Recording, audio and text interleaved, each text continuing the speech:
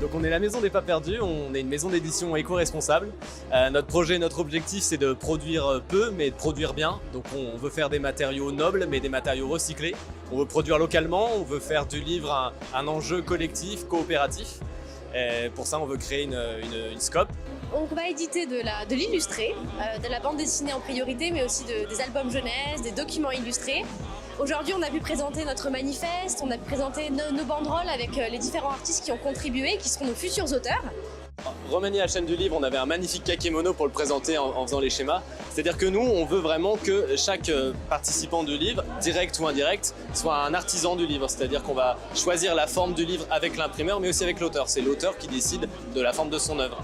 On veut aussi faire du système de précommande, c'est-à-dire qu'on va mettre notre idée de livre en ligne, on va demander aux gens de l'acheter sans qu'il existe encore. Comme ça, on pourra imprimer le nombre exact de précommandes qu'on a. C'est-à-dire que comme ça, on ne détruira pas les livres après parce que on essaie. Le problème aujourd'hui, c'est qu'il y a une surproduction qui est très intense et il y a énormément de livres qui sont détruits juste parce qu'ils ont été faits dans une actualité brûlante ou qui n'ont pas eu le succès attendu.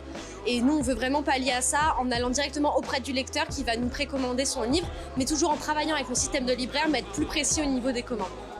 On a pu également faire un atelier de reliure japonaise qui a eu un franc succès. Donc on a relié toute l'après-midi. Des clopes.